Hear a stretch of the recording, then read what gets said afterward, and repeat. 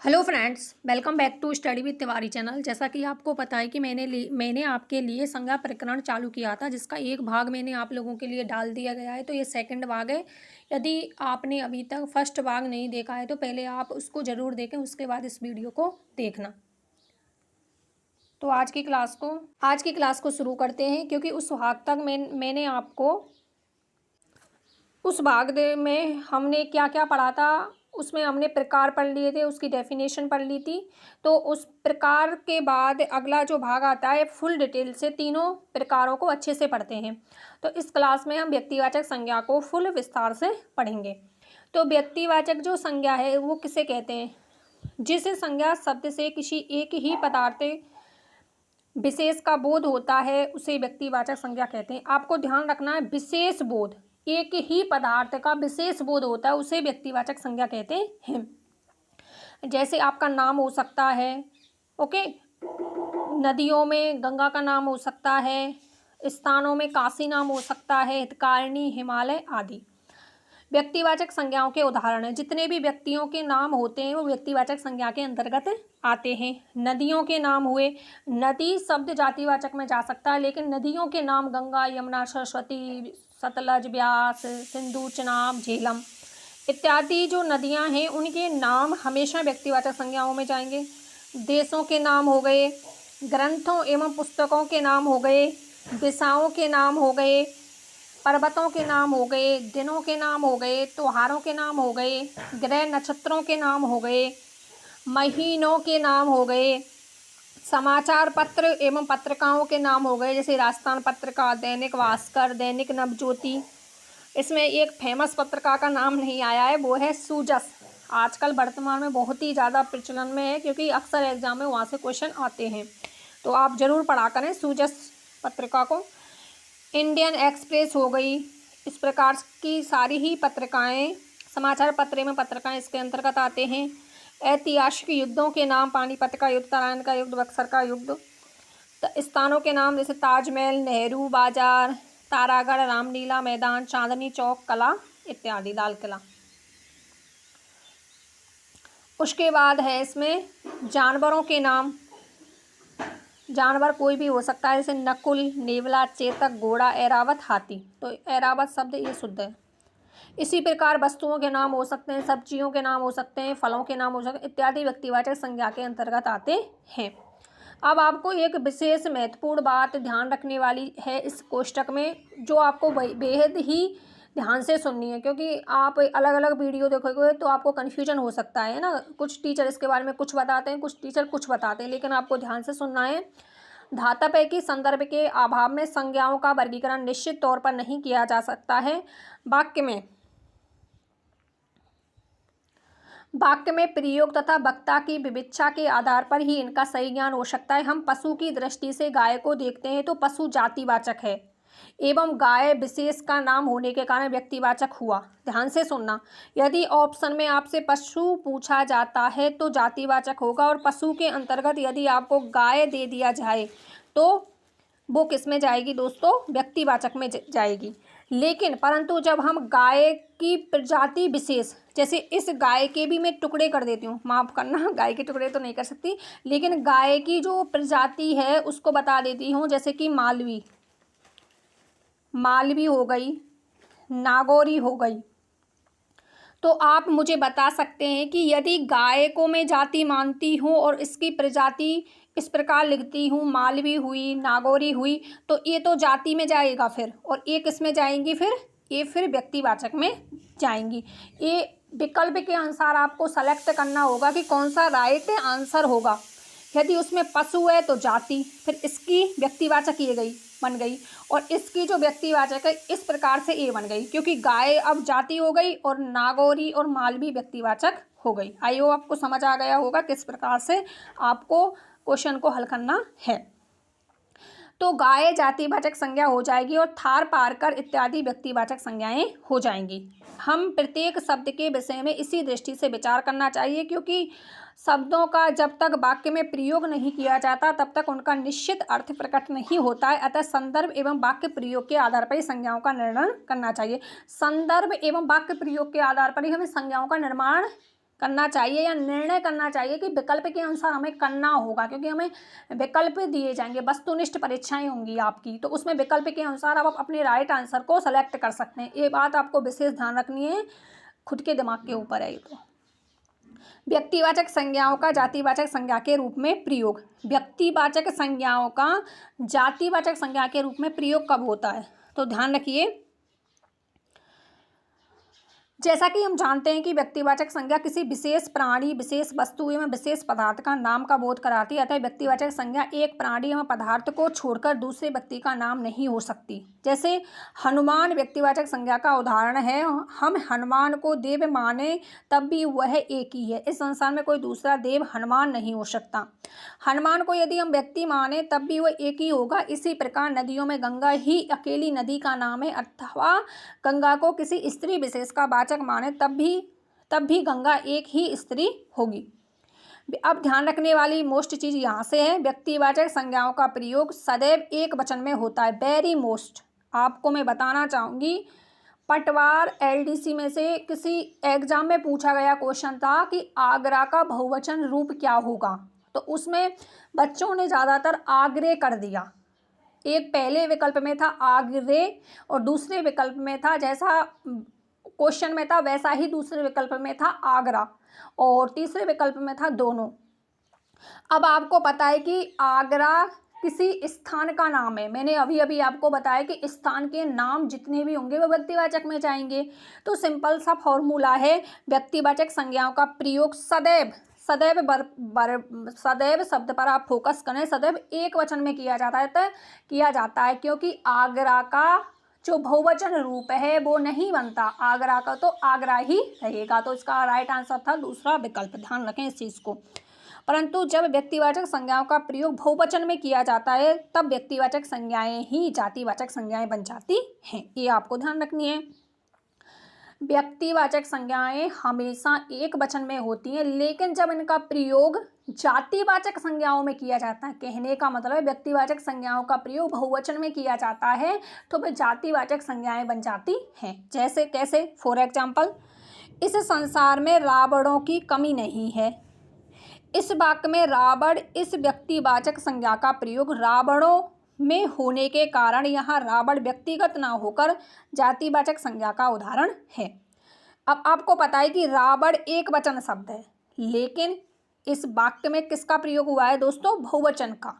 तो रावणों किस में जाएगा? बहुवचन में जाएगा। अब जैसे ही व्यक्तिवाचक संज्ञा बहुवचन में जाती है तो वो जातिवाचक बन जाती है।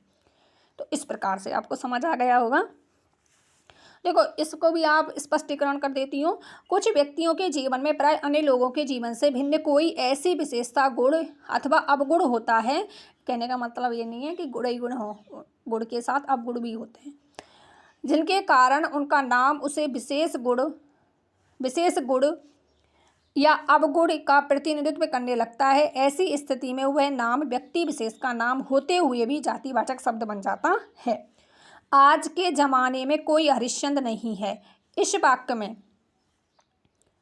वाक्य में हरिश्चंद्र व्यक्तिवाचक ना होकर जातिवाचक। आज के जमाने में, तो आज के जमाने में कोई हरिश्चंद्र नहीं है, तो कोई हरिश्चंद्र नहीं है, कोई व्यक्ति विशेष के तो लिए रूढ़ नहीं हो रहा हरिश्चंद्र, ये किसी जाति के लिए रूढ़ हो रहा है। परंतु हरिश्चंद्र सत्यवादी राजा था। अब यहाँ पर आपको सीधा सीधा पता है कि हरिश्चंद्र किसके लिए फेमस था? उसका एक विशेष गुण था कि वो सत्यवादी राजा था। तो यहाँ पर इस वाक्य में हरिश्चंद्र जातिवाचक ना होकर व्यक्तिवाचक ही है, क्योंकि इस वाक्य में हरिश्चंद्र शब्द में किसी अन्य प्राणी के साथ तुलना व समानता का भाव प्रकट नहीं हो रहा। अब तो इस वाक्य में हरिश्चंद्र के विषय में ही तत्व प्रकट किया गया है कि सत्यवादी राजा। तो आपको इन दो जो पैराग्राफ है इनसे यही तत्व निकल के आता है, यही फैक्ट निकल के आता है कि आपको याद क्या रखना है कि जब व्यक्ति विशेष के लिए रूढ़ हो रहा है शब्द, जैसे कि अहिंसा के लिए कौन जाने जाते हैं? महात्मा गांधी जाने जाते हैं। लोहा पुरुष किसे कहा जाता है? आपको पता है सरदार वल्लभ भाई पटेल को कहा जाता है। जिनको सुनते ही आपके माइंड में, मैं बोलती हूँ चाचा, तो आपके माइंड में सीधा ही बनेगा चाचा नेहरू के लिए इंकित किया जा रहा है। इस प्रकार से यदि मैंने बोला आपके सामने बापू, तो जैसे ही मैंने आपके सामने बापू बोला तो आपके माइंड में सीधी पिक्चर किसकी बनेगी? महात्मा गांधी की। कोई बापू की पिक्चर नहीं बनेगी, सीधी सीधी किसकी पिक्चर बनेगी? महात्मा गांधी की पिक्चर बनेगी। इस प्रकार से आपको ध्यान रखना है। जब किसी व्यक्ति विशेष के गुण और अवगुण को बताया जाता है तो वह व्यक्तिवाचक होगा।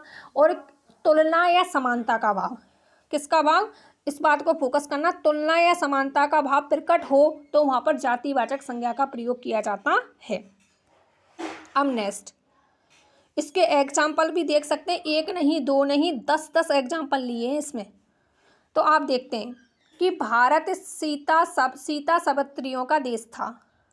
इस वाक्य में प्रयुक्त सीता सावित्रियों में पतिव्रताओं का प्रतिनिधित्व सूचित हो रहा है। अब इसमें आपको बता इसमें बहुवचन रूप में प्रयोग हुआ है तो किस में जाएगा? जातिवाचक में। हमें विभीषणों से बचना चाहिए। अब आपको पता है विभीषण का बहुवचन रूप क्या है? विभीषणों। तो ये जातिवाचक में जाएगा, बहुवचन रूप है, जातिवाचक में जाएगा। इन्हीं जयचंदों के कारण देश का गुलाम हुआ है। जयचंद का बहुवचन रूप जयचंदों। देश में जयचंदों की कमी नहीं है, जयचंदों की कमी नहीं है तो जयचंद गद्दारों का प्रतीक है तो बहुवचन रूप हो गया। तुम तो एकलव्य हो जो गुरु के लिए कुछ भी कर सकते हो। एकलव्य गुरु भक्ति का आदर्श प्रतीक है। तो तुलना की जाए, जहाँ पर तुलना व समानता का भाव हो वहाँ पर भी जातिवाचक संज्ञा का प्रयोग किया जाता है। परीक्षा समाप्त होते ही वह कुंभकर्ण बन बैठा। आप लोगों में से भी ऐसे होंगे क्योंकि अब परीक्षाएं हो चुकी हैं, लेकिन मैं नहीं हूँ ऐसी।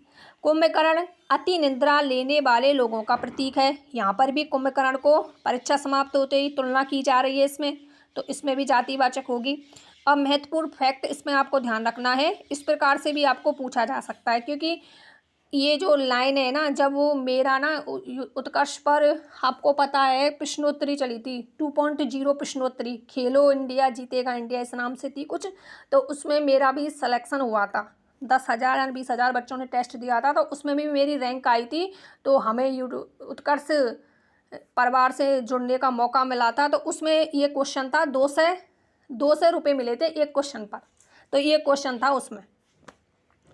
कालिदास को नाट्य जगत का शेक्सपियर माना जाता है। तो उसमें पूछा गया था, क्या पूछा था सन ने कि इसमें रेखांकित किया गया था शेक्सपियर को, ठीक है। तो उसमें पूछा था कि शेक्सपियर में कौन सी संज्ञा होगी, तो उसमें ऑप्शन दे रखे थे, व्यक्तिवाचक होगी या जातिवाचक होगी या भाववाचक होगी या उपयुक्त सभी होगी। तो आपको पता है कि कालिदास को नाट्य जगत का शेक्सपियर कहा जाता है। तो कालिदास की तुलना किससे की गई है? शेक्सपियर से की गई है। तो जिससे तुलना या समानता का भाव हो तो उसमें जातिवाचक संज्ञा होती है, सिंपल सा फैक्ट है। तो इसमें जातिवाचक संज्ञा हो गई। और यदि रेखांकित कालिदास को किया जाता, यदि रेखांकित कालिदास को किया जाता तो उसमें व्यक्तिवाचक संज्ञा होगी। ध्यान रखना, किसी के द्वारा किसी की तुलना की जा रही है ना, शेक्सपियर से तुलना की जा रही है, तो जिससे तुलना की जा रही है ना, जिससे तुलना की जा रही है उसमें जाति होगी और जिसकी तुलना की जा रही है उसमें व्यक्ति होगी। समुद्रगुप्त को भारत का नेपोलियन कहा जाता है। अब किसको कहा जाता है? समुद्रगुप्त को। समुद्रगुप्त को, तो इसमें व्यक्तिवाचक हो गई। और क्या कहा जाता है? भारत का नेपोलियन। तो नेपोलियन में क्या होगी? जातिवाचक संज्ञा। अल्पस पर्वत यूरोप का हिमालय है, तो इसमें भी तुलना की जा रही है। आई होप आपको समझ आ गया होगा अब तो। आज गली गली में सचिन तेंदुलकर हैं। सचिन तेंदुलकर जुनून के साथ क्रिकेट खेलने वाले का आदर्श है। अमिता को वास्तव में लता मंगेशकर है, तो अमिता इसमें व्यक्ति हो गई, लता मंगेशकर से तुलना की जा रही है तो ये जाति हो गई। उसका मामा तो कंस है, कंस विश्वासघात करने वाले के मामाओं का प्रतीक है, तो कंस में क्या हो गई? जातिवाचक संज्ञा। आई होप आपको समझ आ गई होगी जातिवाचक संज्ञा और व्यक्तिवाचक संज्ञा में विभेद किस प्रकार से किया जा सकता है। तो उपयुक्त उदाहरण में सीता, सावित्री, विभीषण आप देख सकते हैं, जयचंद, एकलव्य, कुंभकर्ण, शेक्सपियर, नेपोलियन, हिमालय, सचिन तेंदुलकर, लता मंगेशकर, कंस इत्यादि व्यक्तिवाचक संज्ञाओं का प्रयोग जातिवाचक संज्ञाओं के रूप में किया गया है। अब आपको करना क्या है? यदि आपको नोट्स बनाने हैं ना इस स्लाइड से, तो आपको करना क्या है? व्यक्तिवाचक संज्ञा डालनी है, उसकी परिभाषा लिखनी है, व्यक्तिवाचक संज्ञाओं के उदाहरण आप ऐसे लिख सकते हैं, व्यक्तियों के नाम, नदियों के नाम, इस प्रकार से मेंशन कर सकते हो। उसके बाद आपको क्या करना है, ये महत्वपूर्ण चीज़ है इसमें होगी, क्योंकि कभी कभी कन्फ्यूजन हो जाता है परीक्षा में, विकल्प के अनुसार आपको क्वेश्चन को निकालना होता है। तो अब मैंने आपको बता दिया कि यदि ऑप्शन में पशु देता है तो वो जाति होगी। और पशु के साथ गाय दे रहा है तो गाय क्या होगी, व्यक्ति होगी। और यदि गाय के अंदर गाय की भी प्रजाति बता दी गई, जैसे थारपारकर बता दी गई, नागौरी बता दी गई, मालवी बता दी गई, तो इसमें गाय फिर जाति को मानेंगे हम, और मालवी और थारपारकर किसको मानेंगे, व्यक्ति को। ये भी आपको ध्यान रखना है। आमों में भी इस प्रकार से हो सकते हैं। उसके बाद आपको ये ध्यान रखना है कि इसमें जातिवाचक, जैसे ही व्यक्तिवाचक संज्ञाओं का को हम बहुवचन रूप में बनाते तो वो जातिवाचक में कन्वर्ट हो जाती है। ये सिंपल सा फैक्ट आपको ध्यान रखना है। जिसमें समानता और असमानता या गुण और अवगुण से तुलना की जाती है, वहाँ पर भी जातिवाचक संज्ञा का प्रयोग किया जाता है। और इसमें मैंने आपको बता दिया, जैसे कि जिससे तुलना की जा रही है उसमें जाति, और जिसकी तुलना की जा रही है उसमें व्यक्ति। बस ये सिंपल सी व्यक्तिवाचक संज्ञा है। आई होप आपको अच्छे से समझ आ गई होगी। यदि आपको सेशन अच्छा लगा हो तो लाइक कमेंट बॉक्स में लाइक करना ना भूलें और फीडबैक देना भी ना भूलें। और सबसे महत्वपूर्ण बात, यदि आप चैनल पर नए हो तो सब्सक्राइब करना ना भूलें और अपने साथियों के साथ भी शेयर किया करें। Bye bye, take care all of you. मिलते हैं नेक्स्ट क्लास में, तब तक आप अपना ध्यान रखिएगा।